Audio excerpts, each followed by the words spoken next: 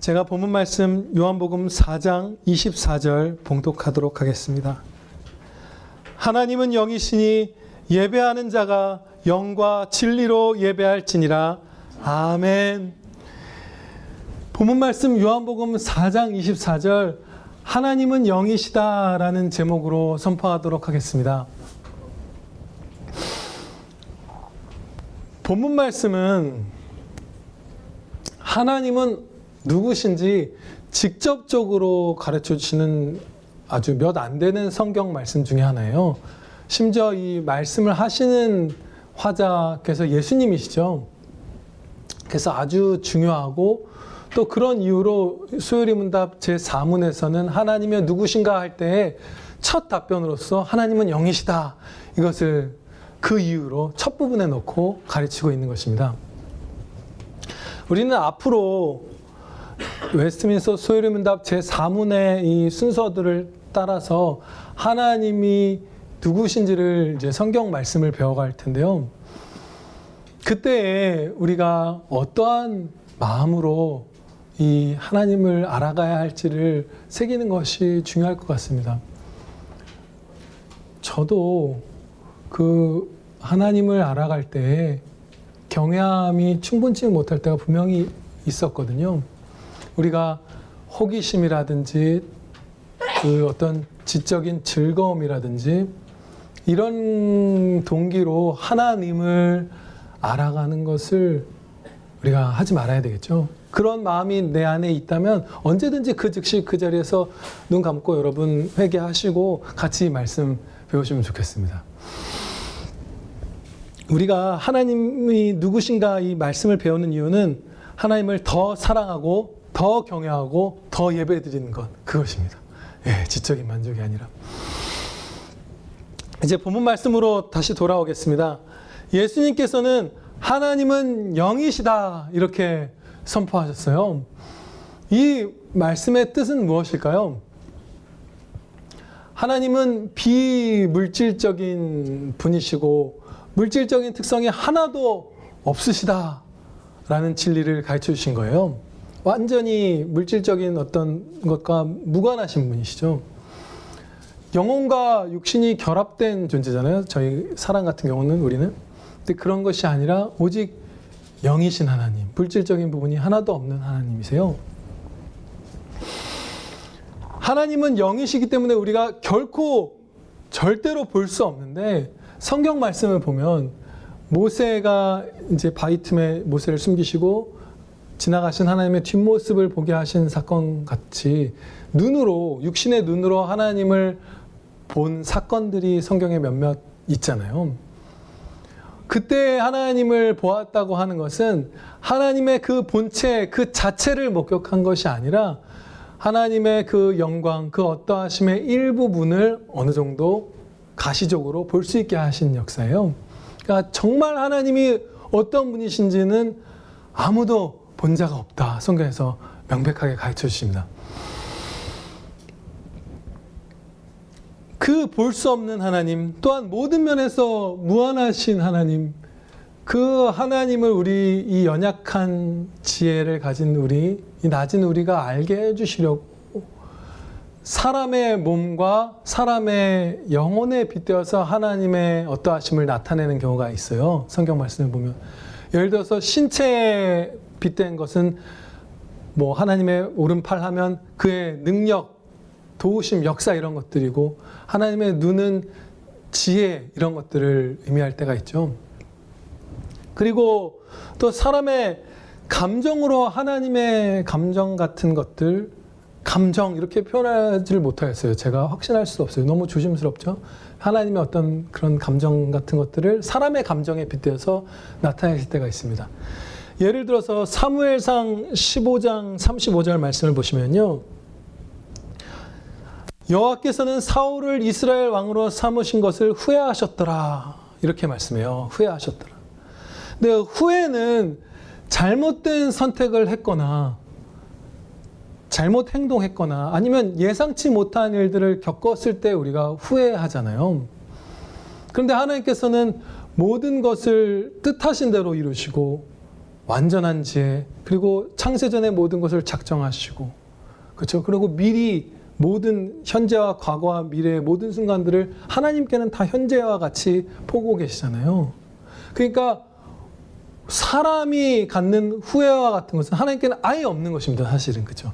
근데 이 후회하셨다는 표현으로서 그가 그 사울에 대해서 하나님께서 좋지 않은 마음을 가지셨구나라는 것을 우리에게 이렇게 생생하게 우리의 연약한 지혜에 새겨주시는 것이에요. 그러나 엄밀한 의미로는 하나님은 후회하시는 분이 아니신 것이죠. 영이기만 한 존재는 천사들도 있습니다. 그렇죠? 천사들도 우리와 사람처럼 육신이 있는 것이 아니라 천사들도 영일 뿐이에요. 그렇지만 천사들은 피조물에 불과합니다.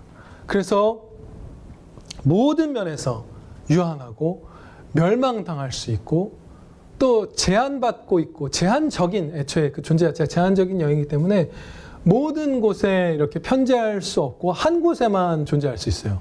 그 어떤 한 공간, 한 장소에. 반면에 하나님께서는 무한한 영이시기 때문에 온 세상에 동시에 다 존재하십니다. 그런데 희미하게 지금 이곳에도 희미하게 이렇게 존재하시고 하나님의 끝이 없지만 어떤 우리와 같이 이런 하찮은 부분, 뭐 발끝, 손끝 같은 이런 연약한 부분, 뭐 머리카락 같은 게 없으시지만 하나님은 전체가 완전하시고 다 존귀하시지만 예를 들어서 우리의 뭐 머리카락, 하나님의 머리카락 같은 그 끝자락만 여기에 희미하게 이렇게 임재해 계시는 것이 아니라 모든 곳에 충만히 거하신다. 이렇게 가르쳐 주십니다. 얼마나 행복한지 몰라요. 하나님이 여기에도 충만히 계신다는 것이. 곱씹으면 곱씹을수록 우리를 힘나게 하고 진짜 만족을 줍니다. 지금 저는 하나님께서는 영이신데 무한하시다. 그래서 어디에나 존재하신다. 이 말씀을 드렸잖아요. 무한하시다는 표현 아마 앞에 한 두어 번은 썼던 것 같아요. 근데 이 무한이라는 것은 오직 하나님 한 분께만 있습니다. 네, 시간도 공간도 무슨 어떤 존재도 무한한 것은 사실 세상에 하나도 없죠. 시간조차도 무한할 것 같지만 하나님께서 시간을 창조하신 시작점이 있잖아요. 태초에. 그 전에는 시간이라는 것은 존재하지 않았고 영원 가운데 하나님께서 존재하셨죠. 시간이라는 것이 없었어요. 영원만 있었어요. 그런데 우리는 무한이라는 말을 자주 사용합니다. 자주 사용할 수 있죠. 어떤 표현으로서. 예를 들면 무한한 가능성이 있다. 뭐 이런 거 우리 자주 쓰잖아요. 뭐 무한도전 이런 표현들을 쓰죠.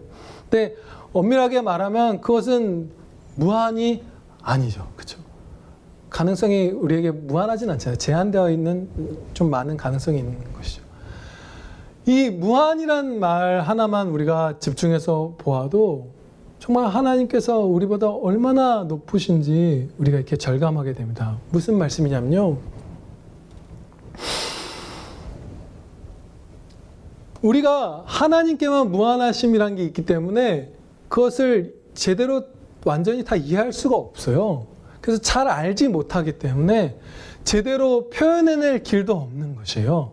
하나님께만 있는 본성이잖아요. 무한이란 것은. 우리는 다 유한한 존재고 유한한 땅에서 유한한 가능성을 갖고 막 이렇게 살아가잖아요. 그래서 이 무한이라는 것을 부정문으로밖에 표현을 못합니다. 무엇이 아니다, 무엇이 없다. 무슨 말씀이냐 하면 우리에게는 너무 익숙한 한계가 없으시다 라는 이 표현이 바로 무한이라는 것이잖아요. 무한이라는 것 자체를 긍정문으로 진짜 이런 것이다라고 표현해낼 길이 없는 거예요. 아예 모르는 영인 거예요. 우리는 이 유한한 우리는. 그래서 우리나라 말만이 아니라 다른 나라 말도 마찬가지죠. 무한이란 걸 긍정문으로 제대로 설명해내는 그런 단어가 없어요. 설명할 수가 없어요. 뭐 비슷한 뜻이 있다, 어떤 나라의 언어에는 있다 할 수 있지만 결코 성경적인 의미의 진짜 무한을 담아낸 단어는 아마 세상에 없을 것이 확실합니다. 아마를 빼도 돼요. 불가능해요. 그래서 영어로도 무한은 한계가 없다라는 부정문으로밖에 표현할 수 없는 거예요. 우리에게는 한계가 있는데 하나님께는 이게 없어. 근데 이게 없는 게 도대체 어떤 건지는 모르는 거예요. 얼마나 그게 영광된지 끝도 없이 알아가도 이 유한한 우리에게는 한도 끝도 없는 거예요. 그래서 영원토록 우리는 계속 그 달콤한 꿀밭을 돌아다니는 꿀벌처럼 하나님을 더 알아가면서 계속 행복할 거예요. 그 아름다움, 그 영광이 끝도 없으시기 때문에. 예수님께서는 이러한 영이신 하나님, 무한한 영이신 하나님께 드릴 합당한 예배가 무엇인지 이 본문 말씀에서 가르쳐 주셨습니다. 영과 진리로 예배하라. 이것이 영이신 하나님께 합당한 예배 방식인 것이에요. 영과 진리로 예배하는 것이 무엇인지 이제 구체적으로 살펴보기 전에 잘못된 섬김, 영이신 하나님을 섬기는 데 있어서 잘못된 방식의 섬김 한 가지를 우리가 먼저 살펴보도록 하겠습니다. 그것은 오늘날에도 가톨릭이 가장 대표적이고 다른 교파에서도 어느 정도 하는 경우가 있는지 잘 모르겠지만 아마 조금은 있겠죠. 성화, 성상 같은 것들을 통해서 하나님을 섬기는 것입니다. 그것이 정말로 지금도 제가 어저께도 검색해봤어요. 그 가톨릭 성물 이렇게 하면은 나와요. 성상이라 하면은 잘 안 나오는데 성물 하면 그것을 파는 이제 인터넷 쇼핑몰 같은 게 나오는데 정말 막 열몇 가지 세부 항목으로 성상들, 성화들을 막 수백, 수천 가지를 한 쇼핑몰에서 마다 팔아요. 그러니까 일상화되어 있는 것이죠. 제가 자주 가던 약국에도 막 온갖 성상들 모신 그 가톨릭 신자분이 계셨어요. 근데 이것이 왜 잘못되었는가? 너무나 어리석고 교만한 죄악이거든요. 영이신 하나님을 섬기는 방식으로서. 첫째로요. 하나님께서 명백하게 금지하셨기 때문입니다. 너희를 위하여 어떤 상도 만들지 말라. 분명히 10계명에서 명하셨잖아요. 2계명에서. 그냥 명백하게 금지한 것을 이미 하고 있는 것이고, 두 번째로는 전혀 볼 수 없는 영이신 하나님, 아예 그 본체를 한 점도 우리가 못 봤는데 어떻게 아예 못 본 곳에 형상을, 형태를 그리고 상을 빚을 수 있겠어요? 다 거짓 그 자체로 점철된 것이에요. 엄청난 교만이죠. 아예 못 보았다. 성경에 그거는 추론해낼 수 있는 교리가 아니라 그냥 명시적으로 아무도 하나님을 본 사람이 없으되 라고 선포하거든요. 제가 기억나는 것만 해도 한 두 군데에서는 그걸 명시적으로 가르쳐 주세요. 근데 그 못 본 하나님의 형상을 만드는 건 정말 교만하죠. 정말 어리석은 방식을 택한 것이죠. 어두워졌어요. 셋째로 하나님께서는 어느 곳에나 계신 무한한 영이셔서 성상과 성화가 있는 그 공간에도 충만히 임재하고 계십니다. 그러면 사람이 제가 예전에 오래 살았던 그 동네에 그 성당이 하나 있었는데 한 사람 크기 한 3-4배 되는 그 성상이 그 마당에 있었어요. 그래서 들어가는 사람마다 그 앞에 절하고 기도하고 들어가는 것을 이제 제가 어릴 때 많이 목격했는데 그 분들이 성상 앞에서 절하면서 하나님을 섬긴다고 하는 그때에 진짜 하나님이 그 자리에 계세요. 그럼 그게 얼마나 이상한 거냐면요. 그쵸? 왕궁에 초대받아서 왕이 내 눈앞에 실제로 계신데 그 옆에 벽에 걸린 왕의 추상화한테 예를 갖추고 계속 절하고 있는 거예요. 그럼 이 진짜 왕을 무례하게 대하는 것이죠. 진짜 이상한 짓이에요. 그렇죠? 그것을 하늘 끝으로 가도 하나님이 거기 계신다 하는 그 말씀을 받았음에도 하고 있는 것이죠. 근데 제가 이 말씀을 드린 이유는 굳이 이 안 된 것을 여러분들에게 나누는 이유는 너무나 우리의 형제들이 그런 배교, 그런 잘못된 교리로 많이 빠져들었기 때문입니다. 이제는 기쁨 가운데 진짜 영과 진리로 예배드리는 것이 무엇인지 살펴보도록 하겠습니다. 이 영과 진리로 드린 예배는 신약시대의 예배에서 훨씬 더 두드러지는 특징이에요. 구약시대의 예배가 이 영과 진리로 드린 예배가 아예 아니었다고 말할 수는 없어요. 분명히 있죠. 같은 본질이. 그렇지만 훨씬 더 우리가 사는 이 신약시대가 그 은혜가 충만합니다. 영과 진리로 드린 예배의 은혜가. 예수님께서 바로 그 구약시대와 신약시대 예배를 대조하면서 이 문맥에서 가르쳐 주셨어요. 23절부터 보면 좀 더 우리가 그것을 깨닫게 됩니다. 아버지께 참되게 예배하는 자들은 영과 진리로 예배할 때가 오나니 곧 이때라. 아버지께서는 자기에게 이렇게 예배하는 자들을 찾으시느니라. 하나님은 영이시니 예배하는 자가 영과 진리로 예배할지니라. 아멘. 예수님께서 오셔서 그 구원을 이루신 이 신약시대, 이 신약시대야말로 참으로 영과 진리로 풍성하게 예배드릴 때다. 이렇게 가르쳐 주시는 것이에요. 그러면 구약시대와 신약시대 예배에 어떤 차이점이 있길래 이렇게 말씀하셨는가 네 부분을 살펴보겠습니다. 첫째로 구약시대에는 예수님을 예표하던 희생제사와 의식들을 통해서 예배드렸잖아요. 근데 이제 그것들이 예표하던 실체이신 예수님이 오셨기 때문에 그 구약의 의식법들, 그 희생제사들 이런 것들은 폐지되고 영혼의 눈으로 주님을 보면서, 그렇죠? 이미 오셔서 구원을 이루신 그 실체이신 예수님을 마음으로 예배하는 의식법을 따라서 상징을 갖고 예배드리는 것이 아니라, 그때도 물론 마음을 담지만 성령께서 임재하시지만 그게 아니라 정말로 성령 충만한 가운데 그 영으로 예배드리는 시기가 열린 것이에요. 실체이신 예수님이 오셨기 때문에. 둘째로 구약시대에는 장소에 제한이 있었습니다. 왜냐하면 성전 자체가 예수님을 예표하는 것이었어요.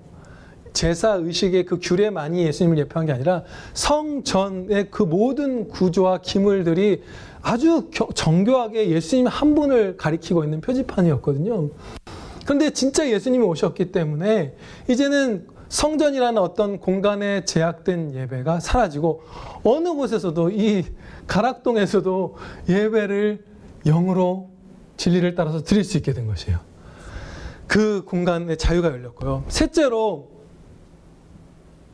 영과 진리로 드리는 신약시대의 예배는 구약시대의 예배가 수천 년간 가리켜왔던 예수님의 십자가 보혈을 믿는 믿음으로 드리는 예배입니다. 예전에는 구약시대에는 정말 이렇게 구체적으로 예수님께서 오셔서 어떻게 피 흘리실지도 잘 몰랐어요. 어떤 피 흘리셔서 메시아께서 우리를 구원하신가? 이런 상당히 희미한 상태로 알아가면서 그 메시아를 믿고 구원받았죠. 근데 이제는 이미 십자가에 우리 대신 달리셔서 단 한 번에 완성된 완전한 제사로 구원을 다 이루신 그 사건을, 그 보혈을 되돌아보면서 그 구약시대 수천 년 동안 고대해왔던 그 주님의 십자가 보혈을 우리가 믿음의 눈으로 보면서 예배드리는 시기, 영혼이 그것을 바라보면서 드리는, 영과 진리로 드리는 이 시대가 열린 것입니다. 이게 너무나 기쁜 거예요. 히브리서 10장 19절 말씀입니다. 그러므로 형제들아, 우리가 예수의 피를 힘입어 성소에 들어갈 담력을 얻었느니라. 예수님이 나를 위해서 피 흘려주셨으면 내가 무엇 때문에 하나님 앞에 못 나가리요? 그쵸? 하나님이 뭘 안 주시려? 내가 진짜 정말 큰 죄를 졌어도, 내가 살인을 저질러서 예수님 앞에 십자가에 달려 있어도 죄 없으신 주님께서 내 옆에서 십자가에 달려주셨는데 내가 도와주세요 말 못할 이유가 무엇이 있고, 그 사랑으로 우리를 보시는 분이 내가 진짜 큰 죄를 짓고 있어도 사랑스럽게 우리를 안 보실 리가 없잖아요. 그래서 담대한 것입니다. 이 신약시대의 예배, 신약시대 예배인 온 시간의 삶은 늘 사랑받는 사람이고 늘 연락될 수 있는 그런 기회가 있는 자녀로서 십자가에 대해서 나가는 것이에요. 그렇죠? 그게 이 영과 진리로 드린 예배입니다. 넷째로, 이 영적인 예배는 하나님을 향한 지극한 열심과 간절한 심령으로 드리는 예배예요.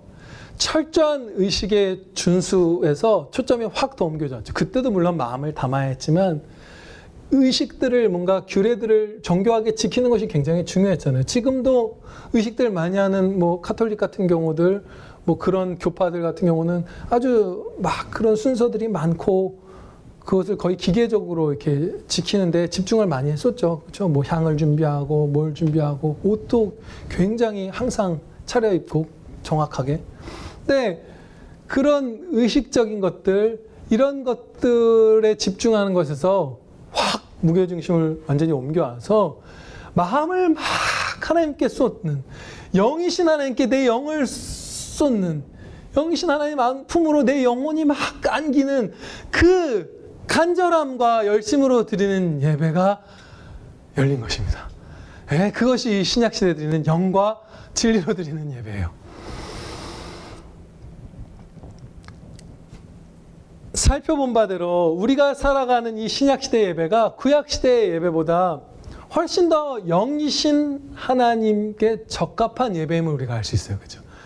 하나님은 영이신데 그 하나님의 본성에 훨씬 적합한 예배를 하게 해주신 것이죠.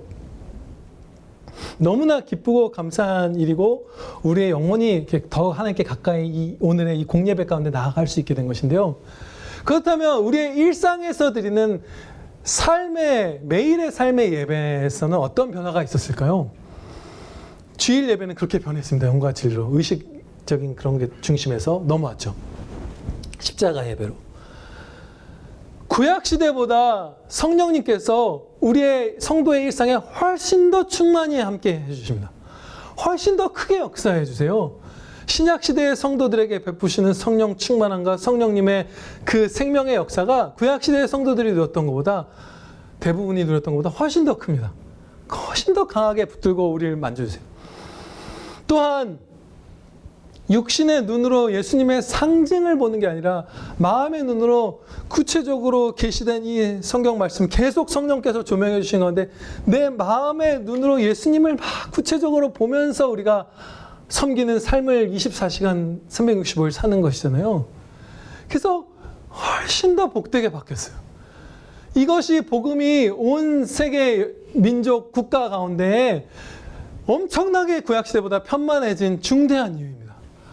이것이 아주 핵심적인 이유예요. 정말 복된 이유예요. 무슨 말씀이냐면요. 주일 예배 때나 일상의 365일의 예배에서 하나님과 너무나 더욱더 가까워진 것이에요. 너무나 하나님을 많이 맛보아 누릴 수 있게 된 것이에요. 그래서 한 문화권으로 갈 때마다 한 국가로 갈 때마다 늘 핍박이 있어도 신앙을 지키는 것은 물론이거니와 기쁨이 그 고통보다 커서 승리하여서 고통에 대해서 전도하는 데까지 가는 거예요. 이것이 우리가 처한 기쁜 현실입니다. 실제예요. 이것은. 그 기쁨이 신약시대에 하나님과 너무나 가까워진 주일 예배와 일상의 예배를 통해서 행복의 문이 더 활짝 열린 것이에요. 23절 말씀을 보시겠습니다. 아버지께서는 이렇게 자기에게 예배하는 자들을 찾으시느니라. 23절 하반부죠. 이런 자들을 하나님께서 막 찾으신다. 영적인 예배를 영이신 하나님께서 기뻐하신다라는 것이 이 안에 담겨있는 중대한 의미예요. 우리가 영과 진리로 예배드릴 때 주일에 그리고 또 일상에서 그렇게 예배드릴 때 막 기뻐하시는 거예요. 하나님께서. 그런 자를 어디 그 사랑스러운 내 딸이 있나 찾으시는 거예요.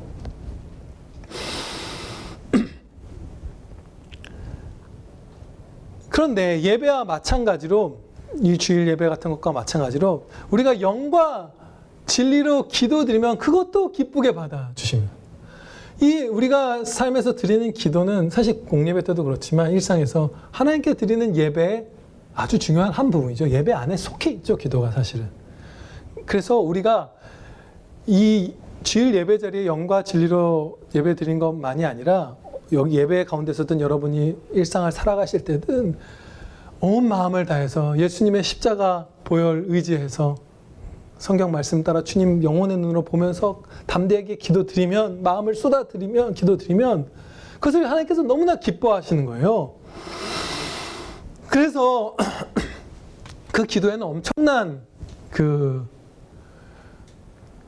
효력이라고 표현해도 될까요? 하나님께서 진짜 정말 빨리 강하게 응답을 해주시는데요. 그런 기도에는 우리가 살아가다 보면 은혜는 항상 필요한데 어떤 날은 기도드릴 시간이나 체력이나 마음의 힘이 여유가 있을 때도 있고 그런데 어떤 날은 그런 여력이 거의 없을 때도 있죠. 일 끝나고 봤더니 뭐 11시 반 아니면 뭐 다음날 이런 경우도 많고 여러분들 너무 마음이 상하고 이럴 때는 기도 이렇게 집중해서 길게 드릴 기력이 없잖아요. 심령의 기력, 육신의 기력도 없을 때가 있고 근데 그럴 때 우리에게 확고한 소망이 있습니다. 바로 이 영과 진리로 드린 예배 가운데 우리가 영과 진리로 마음을 다 쏟아서 짧게라도 하나님 정말 십자가 의지해서 진짜 나 사랑하시는 하나님께 도와달라고 마음을 쏟아서 기도드리면 그 기도의 시간 자체가 정말 짧아도 하나님께서 많은 은혜를 베풀어 주십니다. 예, 예수님께서 그 한 세리를 이렇게 예를 들어서 얘기하셨죠. 근데 그 세리의 기도가 바로 그렇게 짧은 광고였어요. 누가복음 18장을 보시면요, 세리가 영과 진리로 아주 짧은 기도를 아뢰었습니다. 그런데 그를 구원해 주시고 은혜를 확 부어주시고 기쁘게 그 기도를 받아주셨다는 사실이 기록되어 있어요. 예수님께서 친히 말씀하셨습니다. 세리는 멀리 서서 감히 눈을 들어 하늘을 쳐다보지도 못하고 다만 가슴을 치며 이르되 하나님이여 불쌍히 여기소서 나는 죄인이로소이다 하였느니라. 내가 너희에게 이르노니 이에 저 바리새인이 아니고 이 사람이 세리죠. 의롭다 하심을 받고 그의 집으로 내려갔느니라. 아멘. 하나님이여 불쌍히 여기소서 나는 죄인이로소이다. 이거 하나를 진짜 감히 하늘을 우러러보지도 못하는 진짜 영을 다 쏟고 진리를 따라서 가슴을 치면서 은혜밖에 구할 것 없다는 것, 죄인인 것 고백하면서 기도드렸을 때 그 짧은 기도 드렸는데 살아난 거예요. 십자가가 내 다 받은 거예요. 이 세리가.